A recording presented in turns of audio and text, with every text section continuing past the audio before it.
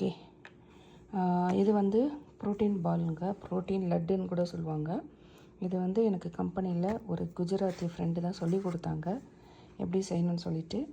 இது வந்து காலையில் ப்ரோட்டீன் வந்து நம்ம நிறைய சாப்பிட்டோம்னா அது லேடிஸ் ஆகட்டும் சரி, ஜென்ஸ் ஆகட்டும் சரி, சாப்பிட்டிங்கன்னா நல்லது. ஏன்னா இது மட்டும்தான் என்னோடய பிரேக்ஃபாஸ்ட்டு.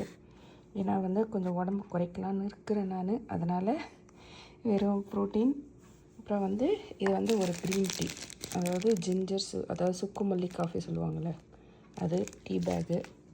இது வந்து மதியம், அதாவது ரைஸும் கொஞ்சம் கம்மி பண்ணலான் இருக்கிறேன்.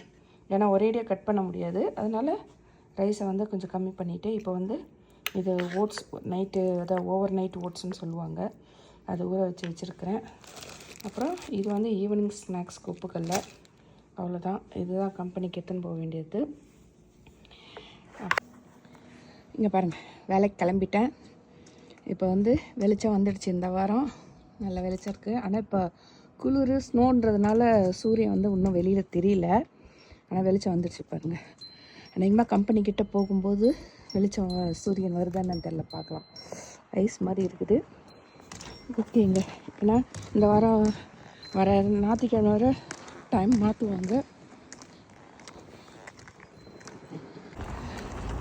கம்பெனியாண்ட வந்தாச்சுங்க. இங்கே பாருங்கள், சூப்பராக சூரியன். நான் சொன்னல கம்பெனியாண்ட சூரியன் வருவார்னு சொல்லிட்டு. இங்கே பாருங்கள், கொஞ்சம் வரணும். இப்போ இதே சம்மராக தான் வந்துட்டுருக்கோம். கொஞ்சம் மேகமூட்டமாக இருக்கிறனால தெரியல, ஆரஞ்சு கலராக இருக்குது. வெளிச்சம் வந்துடுச்சு இந்த வாரம். அவ்வளோதான், இனிமேட்டு இன்னும் பாருங்கள், அடுத்த வாரம் டைம் மாத்திரன்னா இன்னும் அதுக்கு அடுத்த வாரத்துலேருந்துலாம் வந்து அடுத்த வாரம் இல்லை, அநேகமாக ஏப்ரல் மேலெல்லாம் வந்து 4 மணிக்கு சூரியன் வரும். அதையும் காமிக்கிறேன் பாருங்கள்.